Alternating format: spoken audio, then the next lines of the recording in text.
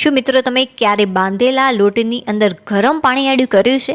નહીં, એકવાર ચોક્કસથી કરી જોજો, ખરેખર બહુ જ સરસ રિઝલ્ટ મળશે. સૌથી પહેલાં અમે શું કર્યું છે, બાંધેલો લોટ લીધો છે. જ્યારે આપણે રોટલી કરતા હોઈએ છીએ ત્યારે ઘણીવાર શું થતું હોય છે કે લોટ થોડોક તો વધતો જ હોય છે અને થોડો લોટ આપણે ફ્રીઝમાં મૂકી દઈએ છીએ. જ્યારે ઠંડો થઈ જાય ત્યાર પછી એની રોટલી કરવી મુશ્કેલ પડી જાય તો તમારે શું કરવાનું, કોઈ પણ એક વાટકો લેવાનો, એની અંદર બાંધેલો લોટ મૂકી અને આ રીતે આજુબાજુથી ગરમ પાણી એડ કરી 10 મિનિટ માટે રહેવા દેવું. આમ કરવાથી સોફ્ટ થશે.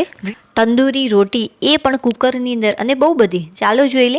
તો સૌથી પહેલાં તમારે શું કરવાનું છે, જે રીતે આપણે રોટલીનો લોટ બાંધીએ છીએ એ જ રીતે બાંધવાનો છે, બટ એની અંદર થોડુંક દૂધ એડ કરવાનું છે અને દૂધની અંદર ખાંડ એડ કરી મિક્સ કરી અને ત્યાર પછી એડ કરવી. ત્યાર પછી તમારે આને વણી અને સાઈડમાં થોડી અને થોડીક વચ્ચે આ રીતે તમારે ચિપકાવી દેવી. હવે ઢાંકણ બંધ કરી અને જે કુકરની સીટી છે એને દૂર કરી દેવી અને થોડીક વાર માટે આને કૂક કરી લેવું. ત્યાર પછી થોડીક કચાશ જણાય તો તમારે ગેસ ઉપર ફરીથી આને શેકી લેવી. આમ કરવાથી જે રોટલી છે એનો ટેસ્ટ તંદૂરી રોટલી જેવો. બનાવેલા ભાતમાં ક્યારે પાણી એડ કર્યું છે? નહીં, એકવાર ચોક્કસથી કરી જોજો, ખરેખર બહુ જ સરસ રિઝલ્ટ મળશે. સૌથી પહેલાં અમે ભાતને બનાવી લીધા છે. ત્યાર પછી આની અંદર એકદમ ઠંડુ પાણી એડ કરવાનું છે. બરફવાળું પાણી પણ એડ કરી શકો છો.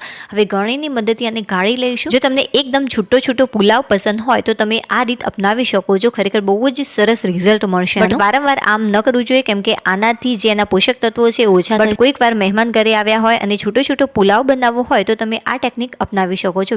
બનાવેલા ભાતની અંદર ઘઉંનો લોટ એડ કરી અને તળ્યા છે? નહીં, એકવાર ચોક્કસથી તળી જોજો, બહુ જ સરસ રિઝલ્ટ મળશે. સૌથી પહેલાં તમારે બનાવેલા ભાત લેવાના છે. સ્વાદ અનુસાર મીઠું, લાલ મરચું પાવડર, થોડોક ઘઉંનો લોટ અને થોડોક ચણાનો લોટ એડ કરી અને લોટ બાંધી દેવાનો છે. જો જરૂર પડે તો જ પાણી એડ કરવું, નહીં તો એમ જ બાંધી દેવા. પાણી વગર પણ આ લોટ બંધાઈ જશે. આના નાના બોલ્સ તૈયાર કરી તળવાથી ખરેખર બહુ જ સરસ લાગે છે. નાની બટ ઉપયોગી ટીપ. શું તમે ક્યારે ઉકળતા પાણીની અંદર શાકભાજીની છાલ એડ કરી છે? નહીં, એકવાર ચોક્કસથી કરી જોજો, બહુ જ સરસ રિઝલ્ટ મળશે.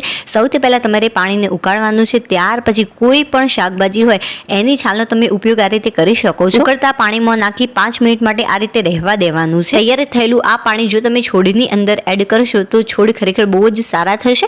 નાની બટ ઉપયોગી ટિપ્સ. વિડીયો પસંદ આવે તો લાઈક કરી દેજો. બાય.